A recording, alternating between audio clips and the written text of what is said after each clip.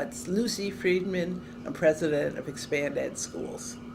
And can you tell me a little bit about the founding of Expanded Schools, formerly TASK?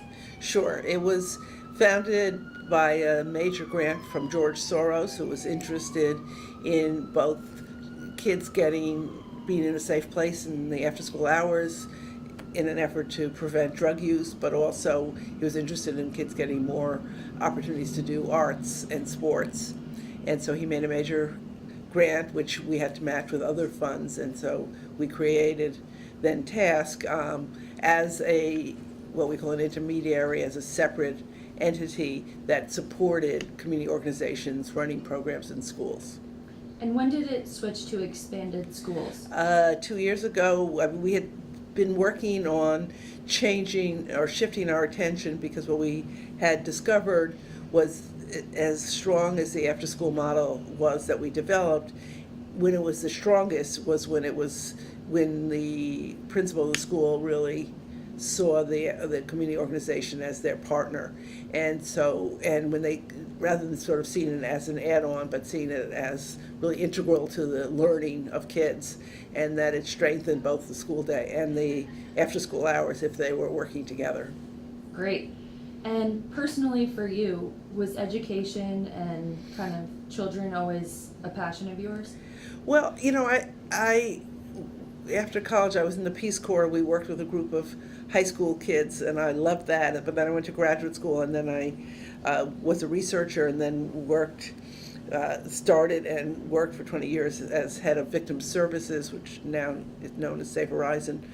And I discovered in that process, when I was in schools, we started working with kids in schools. I felt good. It felt better, and also working with crime victims. So you're always working with people, sort of after the fact of a traumatic situation or a difficult situation, and so the opportunity to try to prevent those things from happening was very appealing. And I think I'm now, youth is where I want to be. Yes, absolutely. And what's kind of been the most rewarding about building this organization? Well, I think the most rewarding is when I go and visit a school, which I'm going to do this afternoon, and see and see a group of kids really engaged in learning, having fun learning, finding real joy in it. They probably wouldn't even call it learning. I mean, that's the best, when they're doing photography or karate or debate or an environmental club, and going around their communities and keeping track of garbage on the streets, whatever it is. That when you see that connection, that a kid is really excited by something, and it's in the school building, where unfortunately they're not always so excited. Great. All right, say your full name and spell it. Saskia Trail, Saskia, and the last name is Trail, Traill. And what is your role at Expanded Schools? Senior Vice President. And what do you kind of focus on in your day-to-day? So I have the Chief Operating Officer functions, as well as oversee our policy and research work. Okay. And just a brief little background on when you got started here and kind of what you've been doing since you started. Sure. So I started in 2009. I came from a nonprofit in Oakland, California that worked in children, youth, and families. And I started the week that Obama was inaugurated, so it was a very different time than it is now. And I started as the director of policy, and really the idea was to get policy, research, and practice to sort of come together. So around how young people are supported and served through education and youth development. And that moved into overseeing policy and research, and then last April, when the COO left, I took on those functions. So that's everything from the budget to staffing to thinking through our strategy. To what Expanded Schools' mission is. You guys obviously serve schools throughout the 5 boroughs, and mainly in undeserving communities, correct? Yeah, so our mission is really to bring enriched educational experiences and to close the learning gap across New York City. And we know that we did some research a few years ago that children in underserved communities and under-resourced communities are through after school and expanded learning have a 6,000 hour learning gap. So separate from school, they're losing 6,000 hours between birth and sixth grade. And so we're really trying to close that learning gap for young people. Wow. For students who are in schools, the day starts around 8:20, ends to 2:40, and we know that higher resource families then purchase a whole range of enriched education experiences that they don't question whether it raises their test scores or whether, what impact it's going to have on math grades. They do it because they know that's what kids need to mature and to have a full range of choices as adults. And so we're trying to bring that same set of choices and opportunities to all young people in New York City. Great. And what sort of programs are you guys doing? So we support a set of, we don't serve kids directly. We support a set of hundreds of community partners who work in the school building, working with a school principal and a school leadership team to bring those enriched educational experiences into the school day. And so at a typical expanded supported school, kids would have an 8th, 9th, and 10th period of the day where they go to chess and debate and capoeira and drumming and the kinds of supports that the parents and students have really want and desire, and also what they need to support their academic, social and emotional development. So those become part of the learning day. So you go from math to English to physical education to arts, and then you have chess, debate, musical theater, and the kinds of things that allow you to sort of develop as a whole child and not in sort of segmented ways. Yeah, that's great. What's kind of the strategy for the future? So when we started, we really had this goal of making after schools or part of the fabric of public education in New York, and that it would become sort of the new normal. And I think in a lot of ways we met that mission, as you said. We met that mission because every middle school and over, and hundreds of elementary schools now have a robust after-school program that has a diverse set of experiences. It's Monday to Friday. It's 3 to 6. It's not a sort of latchkey program, which is what it looked like when we first started. And what we found in our research of our first 10 years was that the two factors that made the biggest difference to the programs really being successful were whether the principal was engaged in the program and whether students were going regularly to the program. And makes sense, right? If it's connected to the learning day, and if you're going every Monday to capoeira, you're going to learn a little more capoeira than if you see it as sort of a drop-in program. So that really led us to a model of expanded learning time, where it really is part of the school day. It doesn't feel the same as the school day. It doesn't look the same, but it's part of your learning day and it's part of what you do in school. And so we went to one school where a student said, we said, "Is it part of your school day?" And he said, "Yes." They wore uniforms. He's like, "But I can loosen my tie." And so there's a feling that it's like it's relaxed. It's a little freer. You have an opportunity to sort of explore and learn and work with peers that you maybe don't see during your academic part of your day. But it's definitely part of school, and I think that's really transformative. That you have those activities, you have a well-balanced curriculum as part of your school experience, and that engages you and connects you to school. So for the last 10 years, we've really been promoting a model of expanded learning time and sort of principles of expanded learning where a school and a community organization really work together. They plan together over the summer for what the school day looks like. The community partner that offers after school or expanded learning really understands what keeps the principal up at night and is trying to help achieve that mission. So if it's literacy, then let's have creative literacy programs in the afternoon. Let's do a comic book project and a debate and have book clubs and build out the literacy strategies from 3 to 6 so that kids are engaged and excited. If it's STEM and trying to boost sort of science and technology, let's have a computer club and a design squad and bring in new STEM enrichments with local partners. So it's really about finding what the school envisions for its students and then using the time from 3 to 6 to actually achieve that. And that's not what the original model of school and after school really was. So the idea of partnering with the school is really critical, and we see it in some of our schools. So we had one school and community partner who had been working together for probably 10 years, 6 to 10 years, and they came together to do this joint planning, and they said, we never we actually didn't get into each other's business because we saw it as a sign of respect. We thought it'd be disrespectful, but now we're working together. We're really questioning all the things that we're doing. So principals are coming and doing walkthroughs in the afternoon and watching what we call community educators, working with young people, seeing things they like, seeing things they don't like, questioning it, talking about it, thinking about what kind of professional development would be helpful. And similarly, we have schools where community educators are kind of pushing into the school day, and they're supporting teachers. They're getting to see what it looks like to be a teacher, and they're helping the education during the school day as well. And so that kind of meshing and integration is really, really important. And so what we'd love to see is for every school and after school to have that kind of integration so that they can meet the needs of their kids and families. And what about in the work that Expanded Schools does, is it unique, or are there a lot of other kind of organizations that do similar things? Around the city or around the country? Around the city, just So, New York specific. in New York City, there are a set of intermediary organizations. So they don't necessarily work directly with kids, but they're supporting the system of public education and youth development. We're unique in that we started really as a grant maker. So we were the place that you went to get after school funding if you wanted to run an after school program. And we helped set a lot of the guidelines and policies that became the city's after school system.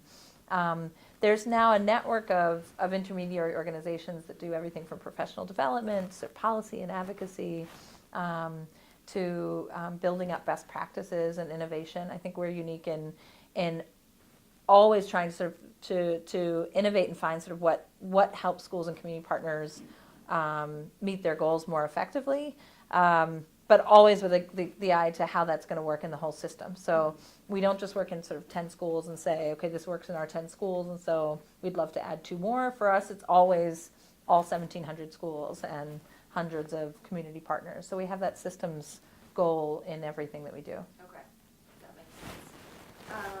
And in terms of just kind of what's next for Expanded Schools? So what's next for us are deepening, continuing to show the value of expanded learning time and to show everyone from on the ground, so parents and students. Students, as you may not be surprised to know, not that excited about the idea of a longer school day. So you actually have to sort of show them what it can look like. And hey, you actually get to choose what those periods are. You get to choose some of the educators. We have one school where it was a middle school, and they said, we really want hip hop. And so we found this teaching artist who was wonderful, had a whole range of skills, and came in and said, I'm going to teach everybody hip hop. And they were like, no. We wanted a hip hop artist. And so we scrapped that. The teaching artist went out, taught, I think, piano. And we went and looked for, that community organization went and looked for someone who had actually recorded a hip hop album and to bring them in as and to build up their classroom skills so that they could actually work with young people. So the young people have a real voice there. But we need to show the value of expanded learning time to parents and students, to principals and community organizations, as well as at the highest levels of city and state government, that this is a way for schools and community partners to work together, and that that it offers sort of benefits and opportunities that what they're doing currently isn't available. And so there's a mindset shift that has to happen, as well as gathering the stories and the data that really convince people that this is worth taking the time, doing the planning, and transforming their current partnership. So that's one big body of our work. The second is building those expanded learning principles of really strong partnership throughout all the existing investments. So there's $340 million that the city spends on after school. There's other state and federal money. And the city spends billions in public education. So showing how the expanded learning can sort of infuse into the regular practice of schools and community partners is really important to us. And we do that through joint professional development and joint training, through technical assistance programs. So if you have a funding stream, there might be a technical assistance center where you can go and ask questions. And so we try to support those centers.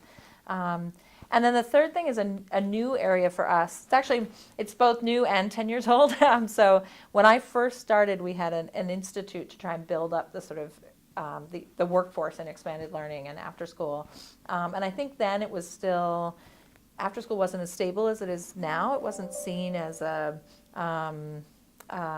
new normal. I think it was getting there, but now 10 years later, I think there's a stability that people are really recognizing. We think there's about 35,000 people working in after school around the city. Most of the jobs are part-time, 3 to 6, Monday to Friday. We also know that those are people who love working with young people and represent all the communities of New York City. A lot of them are parents. Many of them are college students or were college students. And so we want to build a system of workforce development that supports them into the full-time living wage careers in youth development and teaching all around the city. Yeah. My full name is Akeri Ikechukwu Akumakan. So Akeri, A-K-H-E-R-E, Ikechukwu, I-K-E-C-H-U-K-W-U, Akumakan, A-K-H-U-E-M-O-K-H-A-N. Perfect. Where are you from, Akiri? Well, I am from the Bronx, High Bridge, New York, which is basically right here. My parents are from Nigeria, so I consider myself a Bronx resident by way of Nigeria. Okay. Yes. So you were born here, though, no? Yes, I was born in the Bronx. Okay. Yeah. First generation. First generation. Got it. And growing up, where did you go to school? Okay, I went to school about 2 blocks from where we're conducting this interview. It was a school called Sacred Heart School. So I went there from 2nd grade to 8th grade. And then after that, I went to high school. That's DeWitt Clinton High School. It's a very famous high school in the Bronx, being that people like Stan Lee went to that high school, Polo Ralph Lauren. So, and then I went to Syracuse University, and then I finished up at the City College of New York. And currently, I'm getting my master's from Pace University. Wow, that's amazing. Thank you. So all through your school, did you have teachers that kind of inspired you to get into this profession? And Well, while I was growing up, I had no teachers that inspired me to get into the profession, because growing up, all I heard was teachers don't get paid. I heard teachers is a thankless profession. I heard so many horror stories. So, I taught younger children my whole life, but I stayed clear from teaching, and now I'm here. And so, if you can you tell us a little bit how you got recruited into the Pathways program? Okay, so the Pathways program, first of all, I would let's say it was a lifesaver for me. I really had no direction of where I was. I had a degree, but I had almost a dead-end job. So literally, I'm just driving around and I'm listening to the radio, and I heard about the New York City Men Teach program. I heard Bill de Blasio was supporting it, and all I heard was just New York City Men Teach, and I was just like, maybe I should start teaching, because everyone around me kept telling me, oh man, you should teach, you should be a teacher, oh you should teach, because I'm always that guy in the neighborhood that's like telling the young children, like, where's your homework, do your homework, why are you out here in school, it's a school day, it's a school night. So I guess naturally people were just like, you should just become a teacher. So with I had 2 suggestions that I should become a teacher, and ironically I was filing out paperwork to go into school for psychology. So I wanted to get my master's in psychology and maybe do therapy. And in between that time, people just kept telling me I should do teaching. I heard that advertisement, and I just stepped in. That's full-fledged. And so how long has it been? Well, it's been maybe no longer than 15 months. Okay. Yep. So 15 months ago, no longer than 15 months ago, I met everyone in New York City Men Teach, and now I'm a teacher. Wow. Yeah. That's pretty amazing. Thank you. And so you're teaching certain classes, or do you have your own classroom? Yes. Okay, so the way it works in this school is that what I teach 8th grade ELA. So I have a homeroom, but I also teach PE. So I'm like in charge of a homeroom, but I also have an office. So at times it's beneficial for me because, many first year teachers don't get their own office, but I have my own office and I share a classroom. So I can't complain. That's the way it is right here. I teach ELA and PE. That's amazing. And do you like one over the other? No, I don't. What I do like is that I get to see all the students in the school for PE. So that's the advantage PE presents. But then with 8th grade ELA, I get to work very closely with my special ed class, and I get to see a lot of progress. There's a lot of progress and growth that goes on every day in a special education classroom. So being a part of that is definitely special. But I get to see more students as a PE teacher. So when I'm behind a student, I'm like, hey, they're like, how do you know my name? Yeah, you're in my classroom. And for ELA, are there state tests? Yes, there are state tests. There are state tests that'll be coming up in about 2 months, and then some in May. And then we also have like writing baselines. So in the beginning of the year, we have them write, and we score the writing, so we know their level. Right. So every month we're tracking progress, and in this school we also have like reading progress trackers. So it's a lot of tracking their progress and seeing baselines. But yeah, those are the state tests. Got it. So how often do you meet with men who teach or the expanded school program to get kind of training and do stuff? Do you do stuff with them frequently still, or? Well, with expanded ed, we don't meet up anymore. Okay. We don't meet up anymore. When I was with expanded ed, we probably met once a month. Once a month, and received. I mean, the training that I received from expanded ed and New York City Men Teach, I took it with me to my teaching academy, and I was ahead of so many prospective teachers. I mean, literally with differentiation, with lesson planning, with classroom management. I mean, I really felt like I skated through the teaching academy process because I was prepared. I was prepared already. I knew how to write a lesson plan. I knew how to organize a classroom. I knew conflict resolution techniques, I was ahead already. Wow. Yeah. How big is this school student of, like, what size? There are 450 students. Okay. 450 students, 3 grade levels. Each grade level has 4 classes. Okay. Yeah. So about 12 classes, 450 students. That's a good size. And are you kind of aware of the statistics in the New York City schools that 82% are mostly white teachers? Yes. And how, obviously, you're not that, and how have you felt being an educator and being who you are?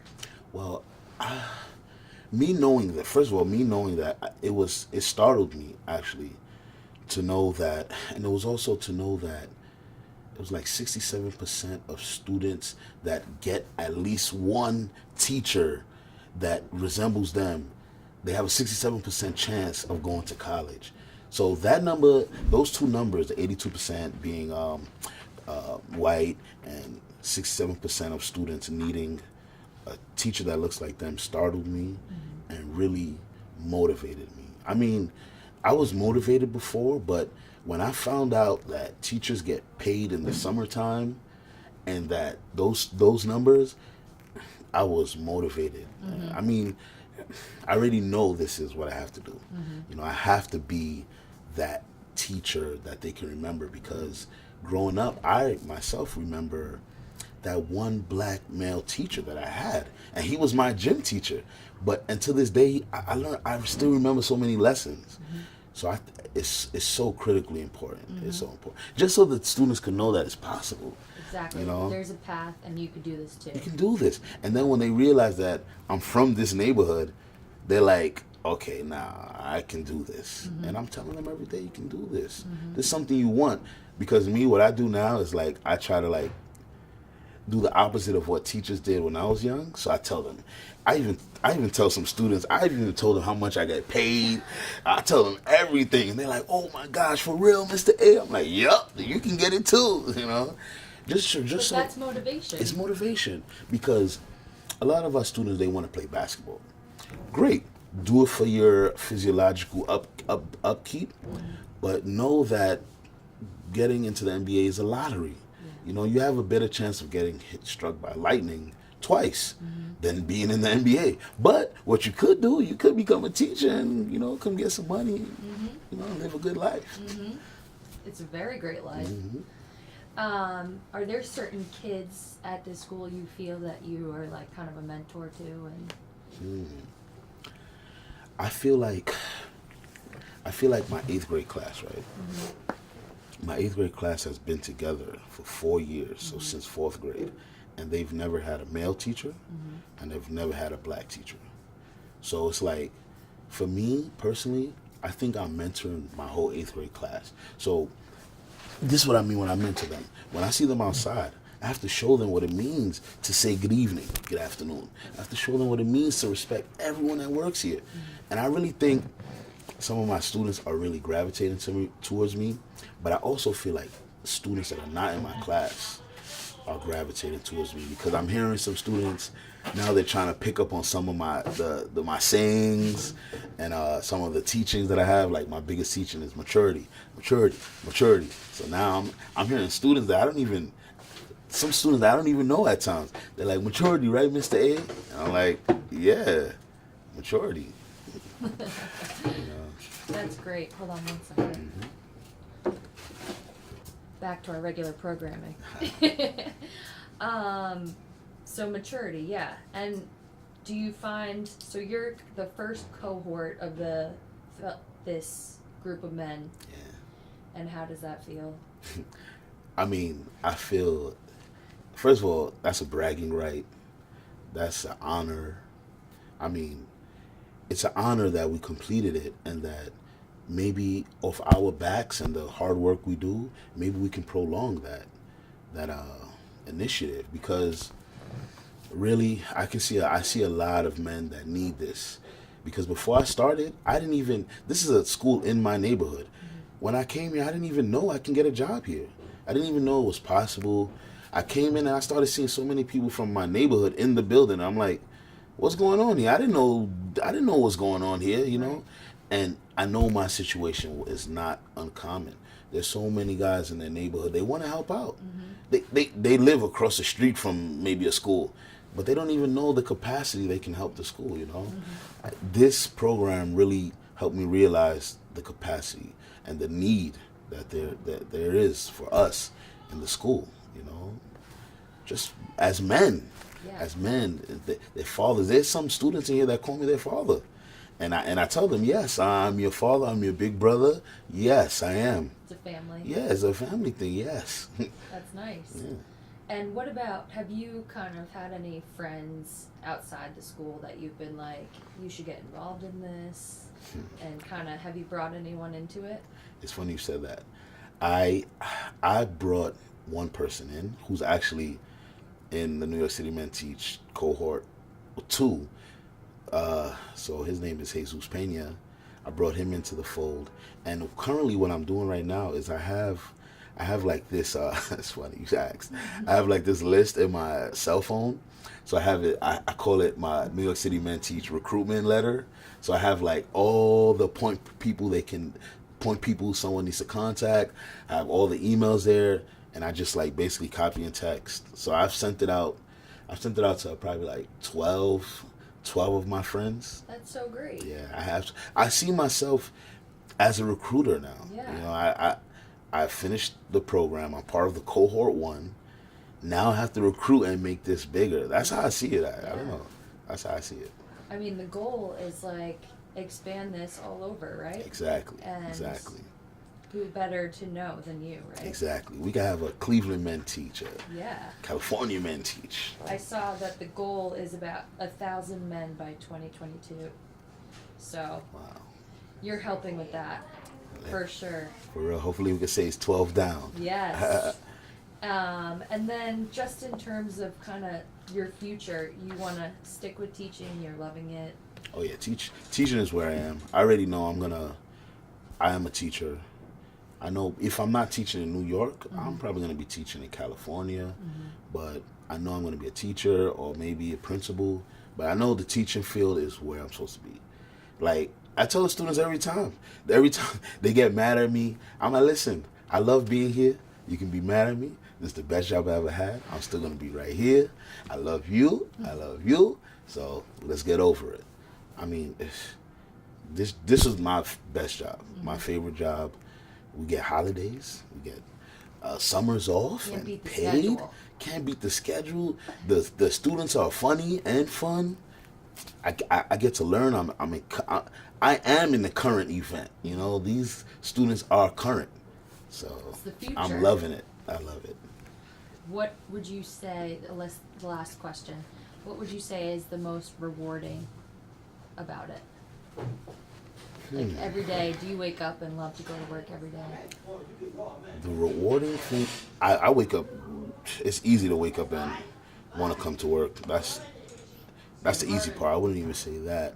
The most rewarding has been, just as my time as a first year teacher, the most rewarding thing for me has been when a student that doesn't like to read, I don't want to say the student's name, but he hated to read in the beginning of the year.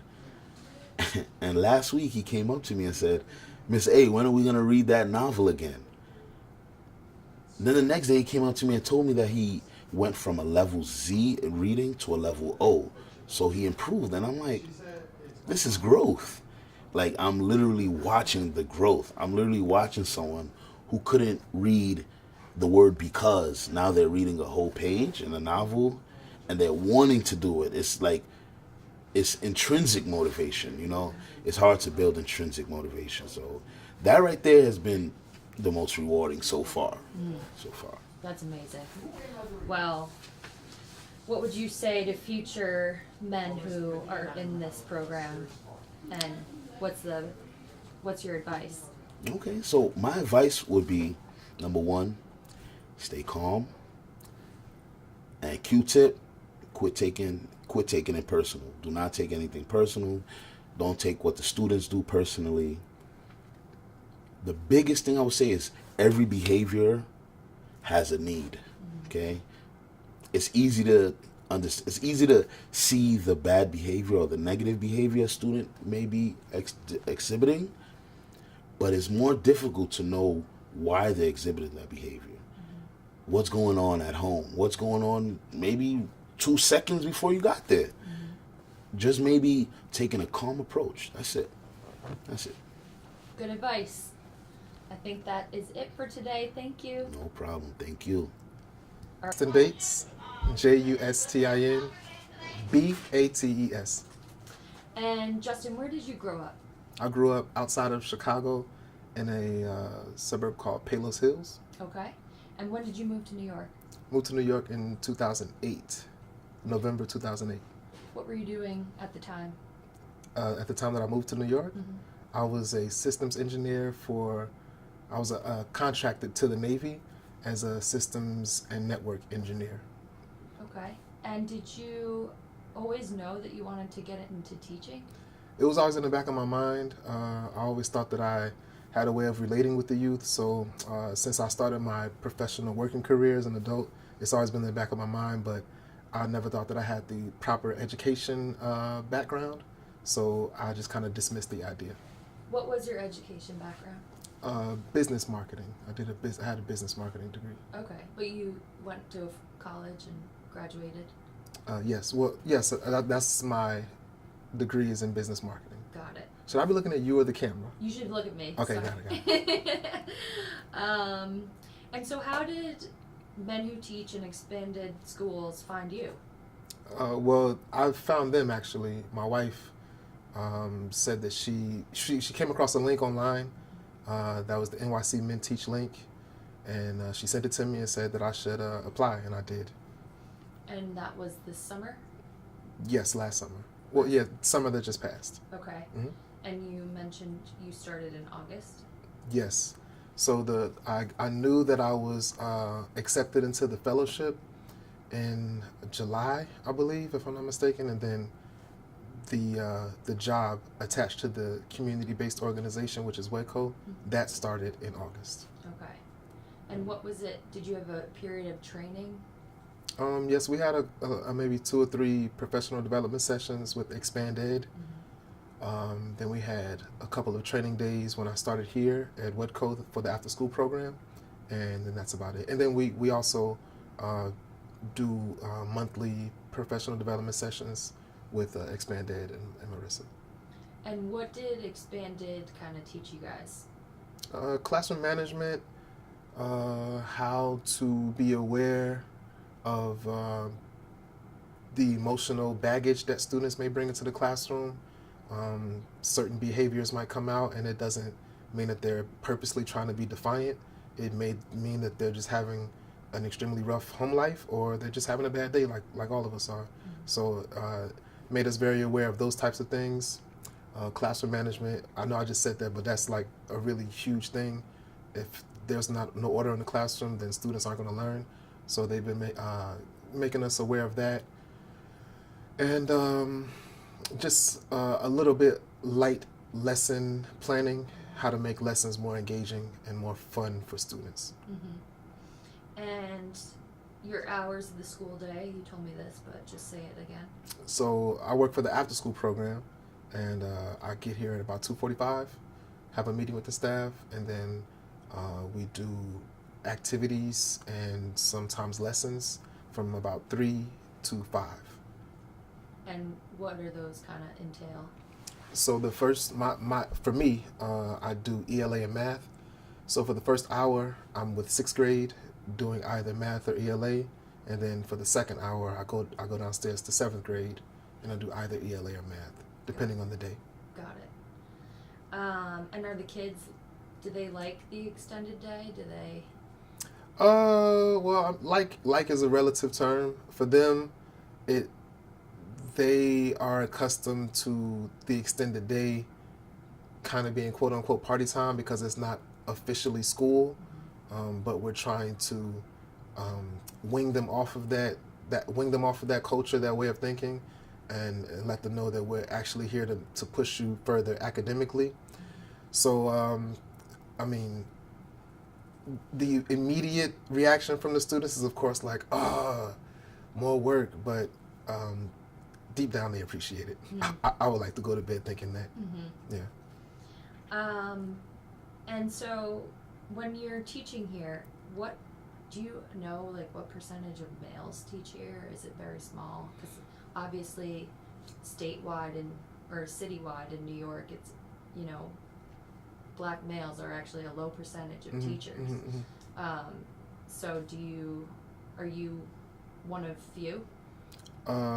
Yes, from what I see so far, it's pretty dominated by women, and then there's about a handful of males, and then in that handful there's that much fewer of colored males.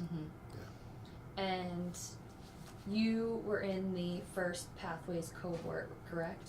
No, I believe this is the second year they've been active. Second. So I'm in the second cycle of fellows. Got it.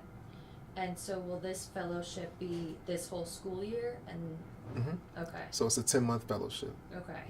And then next year you would continue teaching, but be done with the fellowship. Right. So the fellowship is designed to prepare you for a job as a full-time teacher, and the fellowship is resources. It's professional development. It's actual classroom experience in the field with students, and not just role playing. So those things. And then as far as the resources are concerned, they assist you with applying to colleges and getting into the alternate certification programs in order to be certified to legally teach in the state of New York. Got it. Right. So right now, I have a bachelor's degree, and the fellowship is designed to get my master's and a focus in teaching and my teaching certificate, and that all happens within the 18 to 20 months that I'm a part of the fellowship. That's great. Right. Not a bad deal at all. Not a bad deal. And I forgot to say, where are we today? What school? This is High Bridge Green School, Okay, 6th through 8th grade in the Bronx. got it. And so obviously you've been here now for a few months. What do you find is the most rewarding part about teaching? The building relationships with the students is really, really fun. I get a really warm feeling when students recognize the difference between different teachers' teaching styles. For example, a student may say, "Mr. Bates, I really like it when you come because you keep us calm and you know how to control the class, but we have fun with you as well." So I've heard that a couple different times, not to toot my own horn or anything, but that's just a really good feeling. I feel like it makes me more confident in the type of teacher that I want to be, and it also helps me to develop my own instincts, and like I said, to just be more confident in the way that I lead a classroom. And if it's coming from children, they're the most pure and honest of beings, if you ask me. And if it's coming from children, then I'll take it because I know that it's the truth, and that's what you want to hear from students, because they don't learn from people that they don't like. So that's been, to answer your question, that's been the most rewarding part so far. That's amazing. That's great. And do you find that these kids kind of, want to, like, they're happy you're here and they want you to be around, and Yes. especially the young boys in the class, are they like, oh, it's a male teacher, like, I Yeah. can relate to him? So there's been a couple times where we've kind of been left to our own wits in order to engage the students before all of the programming was in place. So rather than just having them, sit silently and read to themselves, I came up with like different challenges, like math puzzles and word puzzles, and I even went to the back of the room and started a push-up competition between some of the students. So they got super excited about that, and they asked me to do it every day now. I got in trouble for that, but not real trouble. But you keep it fun. Exactly. And exactly. they're learning, and it's fun. Mm-hmm. And everyone kind of has their own teaching styles, right? So Exactly. you bring your own thing to it. Exactly right. That's cool. And how do you like this school in general? Once you're done with the program, would you stay in this area? You're not from here, correct? No, I live in Jersey City, so it's about a 30-minute commute coming here at 2:45 because it's not rush hour yet, but on the way back at around 5 or 6 o'clock, the traffic is a little bit heavier. So commute would play a factor. The commute from Jersey City to here is not that bad, but as from what I know about the alternate certification, I don't know what they're called, the teaching programs, like Teaching Fellows and Teach for America and New Vision, you're placed where the needs are the highest. So you can give them your preference, but you don't really have a final say in where you're going to be teaching. So it just really all depends on the area, on the school, the age group, and then I'll adjust where I live based off that. Do you think is it a lot of work getting your certification and doing all of this? Yes. You're busy. Very busy. Yes, it's a lot of work. Do you have kids of your own? I do. At how many? 2 children, Okay. 13 and 11. Okay. And would you want to stick to this level, like this age group, do you think? Yes. Middle school, I think they're a lot of fun. This age group is a lot of fun for me. They're old enough to have a high-level, mature conversation with them about, life those anecdotes. You know, I can start injecting those little life anecdotes, and then they're still young enough to that they're not set in their ways. You know, so I just think it's the perfect age. Like Yeah. they're not too old to be too cool, and they're not too young to, you know, give them a real talking to.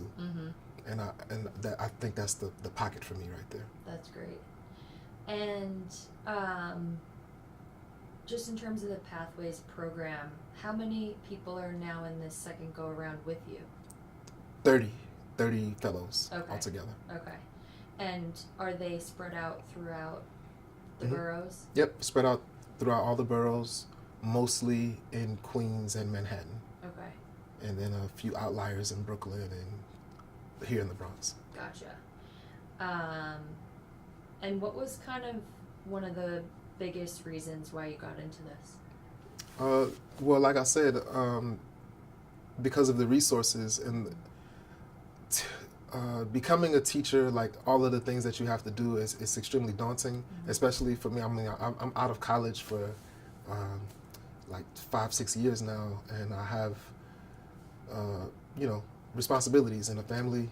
So going back to school to be, to you know, be a teacher is a little bit unrealistic for me because it's a whole lot of schooling and certifications you need to fulfill in order to like start working. Right. So and it should be that way. You should be properly trained to teach someone's child.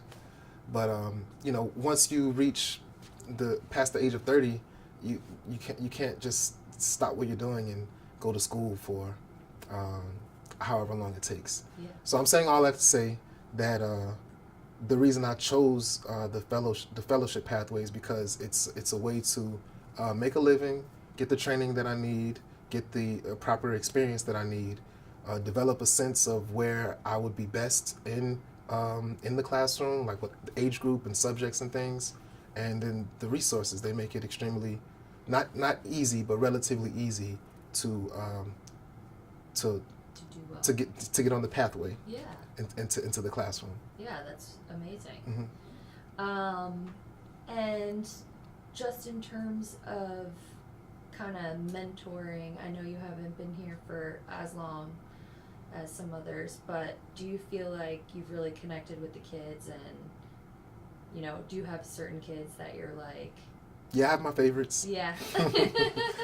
Not supposed to, but come on, we It all have just our favorites. Yeah. So yes, I definitely have become very fond of a lot of the kids. Most of the time, it's the really sweet ones that are smiling every time you look at them. Every time you catch eye contact with them, their first reaction is to smile. The ones that ask me questions about my personal life, you know, and the ones that just have a curiosity about where they're going in their lives, and you know, it just feels good to be able to be a voice of reason and just to be a little bit of a guiding light for them. My role, I am the Vice President of Program Excellence. And if you want to know a little bit about what I do, Program Excellence is really about supporting the after-school field across the city. We have a lot of technical assistance projects that we do with the New York City Department of Education and other institutions to really help providers, community-based organizations develop quality after-school models. And that's really anchored in the history of Expanded Schools, which I'm sure, as you know, used to be called the After School Corporation. So it's really taking a lot of those promising practices that we learned in our first decade of work and helping community-based organizations to really implement those practices on the ground.